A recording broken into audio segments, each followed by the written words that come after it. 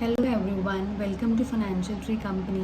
मेरा नाम है दिव्या अग्रवाल, मैं एक चार्टर्ड अकाउंटेंट हूँ और आज हम बात करेंगे बहुत ही कॉमन से टॉपिक में, जो कि है कि अगर आप अपना रेजिडेंशियल हाउस बेचते हैं तो उस केस में आप अपना जो मुनाफा है, जो कैपिटल गेन्स टैक्स आपको होता है, वो आप कैसे सेव कर सकते हैं।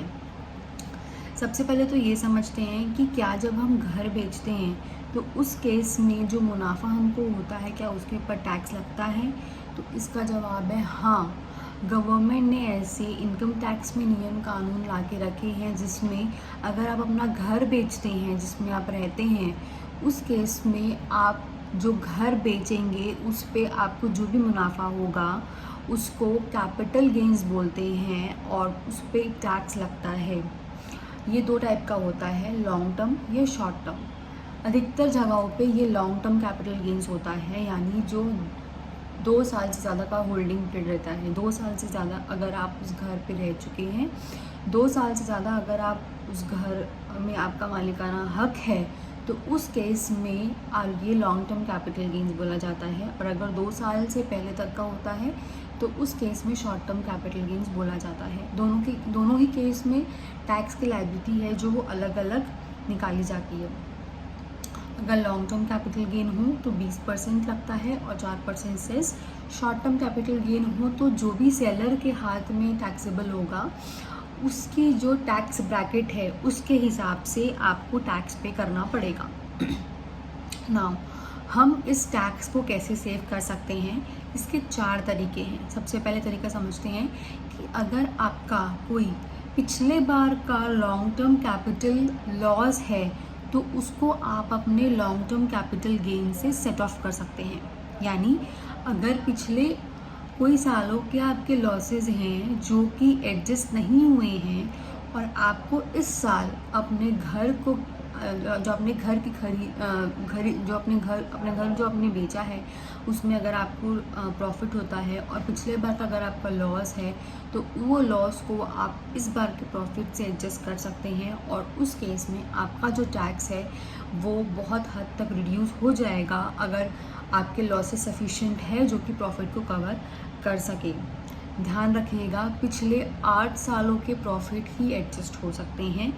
उस साल जिस साल आपका प्रॉफिट हुआ है वो, और पिछले 8 सालों के पिछले 8 सालों के लॉसेस से ही आप अपने प्रॉफिट को जो कैपिटल गेन्स है उससे एडजस्ट कर सकते हैं। दूसरा तरीका है कि आप जो है इंडेक्सेशन का बेनिफिट ले सकते हैं। इंडेक्सेशन का बेनिफिट मतलब, मैं इस केस में लॉन्ग टर्म कैपिटल गेन्स की बात कर रही हूँ। यानी हम बहुत टाइम से घर पे रह रहे हैं, हमको अपना घर दूसरी जगह पे शिफ्ट करना है या हमको वो घर बेचना है, तो उस केस पे उस पे जो टैक्स निकलेगा उसको हम कैसे सेव करेंगे।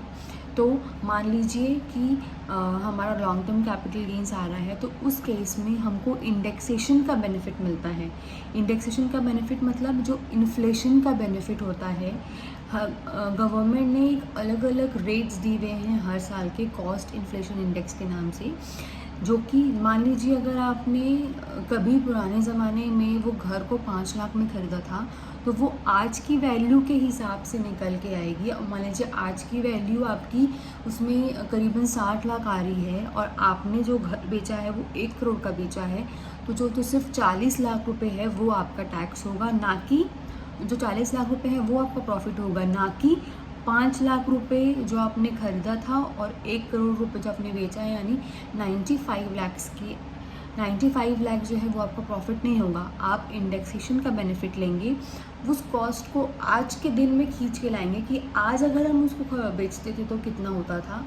उस केस में आज के जो परचेज कॉस्ट है वो लेस होगा और आपका जो टैक्स है वो काफ़ी हद तक रिड्यूस हो जाएगा। तो ये इंडेक्सेशन का बेनिफिट जो है ये आप ले सकते हैं। तीसरा, इनकम टैक्स में कुछ प्रोविजंस हैं। There are some provisions in income tax which allows you to claim exemptions. यानी इनकम टैक्स में कुछ ऐसे कानून हैं जिनके तहत आप एग्जेम्पशन ले सकते हैं। गवर्नमेंट ये कानून इसलिए निकाला है ताकि उनको जो चीज़ें प्रमोट करनी हो वो चीज़ें उन चीज़ों को टैक्स बचे और लोग उन चीज़ों में आगे आए। Now there are certain steps taken by government to uh, to uh, to fulfill their vision of housing projects, यानी जो उनका सपना है कि हर इंसान के पास अपना एक घर हो, वो सपना को पूरा करने के लिए गवर्नमेंट ने ये कानून डाला हुआ है इनकम टैक्स में, जिसमें ये बोला है कि अगर आप एक रेजिडेंशियल हाउस बेच के दूसरा रेजिडेंशियल हाउस खरीदते हैं, यानी अगर आपका जो पहला रेजिडेंशियल हाउस है वो बेच के अगर आप दूसरा रेजिडेंशियल हाउस खरीदते हैं, उस पर जो भी मुनाफा आता है, तो जो भी कैपिटल गेंस आता है, उस कैपिटल गेंस को आप नया घर खरीदने में या बनाने में इन्वेस्ट करते हो, तो उस केस में आप अपना कैपिटल गेंस जो है वो एग्जेम्प्ट कर सकते हो। हमने बात की थी 40 लाख का करीबन कैपिटल गेंस आ रहा था, तो अगर आप उस 40 लाख के मुनाफे को नया घर खरीदने में, आपको 1 करोड़ भी लगानी नहीं बोल रही है गवर्नमेंट, आपको बोल रही है आपको 40 लाख रुपए कम से कम नए घर को खरीदने में लगाओ, तो आपको एग्जेम्पशन मिलेगा। यानी आपका 40 लाख के ऊपर मान लीजिए 20% के हिसाब से आपका 4 लाख रुपए होता है, और उसमें और 4% ऐड होगा, तो वो 4 लाख रुपए जो है वो आपका एग्जेम्प्ट हो जाएगा। नाउ एक और सेक्शन ऐड किया हुआ है, वो है 54EC। 54EC में आप जो है वो गवर्नमेंट के जो बॉन्ड्स है, गवर्नमेंट के टेकिंग्स हैं, उनके बॉन्ड्स निकले हुए हैं, तो उनके जो बॉन्ड्स हैं उनमें इन्वेस्ट कर सकते हो, और उनमें इन्वेस्ट करके आप अपने कैपिटल गेन्स को एग्जेम्प्ट कर सकते हो। इस केस में क्या बोला है कि rural electrification corporation of India, national highway authorities of India, और 2 नए ऐड हुए हैं अभी, पावर कॉरपोरेशन ऑफ इंडिया और एक रेलवेज़ का एक है, वो रेलवेज़, इन चारों के बॉन्ड्स में अगर आप इन्वेस्ट करते हैं तो आपको एग्जेम्पशन मिलेगा। कुछ नियम कानून है इसके भी एग्जेम्पशन क्लेम करने के, वो हम नेक्स्ट वीडियो में समझेंगे कि हम इनमें एग्जेम्पशन क्लेम कैसे कर सकते हैं उनके नियम कानून के तहत रहते हुए। नाउ तीसरा बोला है कि अगर आप अपने घर की जो बेच के जो कैपिटल गेंस आता है, यानी जो 40 लाख रुपए आपको मिल रहा है, उस 40 लाख को अगर आप उस 40 लाख को जो आपने जो आपका कैपिटल गेंस आया है, उस 40 लाख को अगर आप ऐसे कुछ एलिजिबल स्टार्टअप्स में डालते हैं जो कि गवर्नमेंट ने अप्रूव किए गए हैं। गवर्नमेंट स्टार्टअप्स को बहुत ज़्यादा बूस्ट करना चाह रही है, क्योंकि स्टार्टअप जो है वो एम्प्लॉयमेंट जनरेट बहुत हद तक कर रहे हैं और जीडीपी में उनका रेट काफ़ी हद तक बढ़ गया है। तो जब स्टार्टअप्स ओपन होंगे, बिजनेसेस और रन करेंगे, तो इवेंचुअली इंडिया की ग्रोथ बहुत हायर एक्सटेंट तक होगी। तो अगर आप घर बेच के कोई स्टार्टअप्स ओपन करना चाह रहे हैं, तो उस केस में अगर आप उन स्टार्टअप्स में इन्वेस्ट करते हैं तो आपको कैपिटल गेन्स का एग्जेम्पशन मिलेगा। ये ब्रॉडली 3 नियम है, मतलब 3 कानून हैं जो इनकम टैक्स में दिए गए हैं, जिसके तहत आप अपने कैपिटल गेन्स जो हाउस प्रॉपर्टी में निकल रहे हैं उसको आप सेव कर सकते हैं।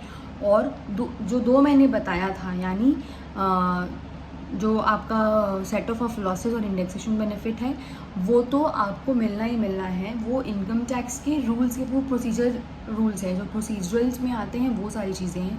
अगर आपको इन तीनों चीज़ों में एग्जेम्पशन क्लेम करना है तो आपको खुद डिसाइड करना पड़ेगा कि आपको कैसे एग्जेम्पशन क्लेम करना है, कौन से सेक्शन में जाना है और इन सब को डिसाइड करने के लिए आपको हर किसी के नियम कानून पता होने चाहिए। हर एक सेक्शन के, हर एक कानून के अलग अपने नियम कानून है कि अगर आप घर खरीद के घर बेचना, घर बेच के घर खरीदना चाह रहे हैं तो उसमें क्या नियम कानून है, अगर आप बॉन्ड्स में इन्वेस्ट करना चाह रहे हैं तो उसमें क्या नियम कानून है, स्टार्टअप्स में इन्वेस्ट करना चाह रहे हैं तो उसमें क्या नियम कानून है। इन सब को आप अच्छे से समझ के फिर अपने विवेक से you will come to a conclusion कि हाँ, मुझे इस वे में जाना है अपने कैपिटल गेन्स को सेव करने के लिए।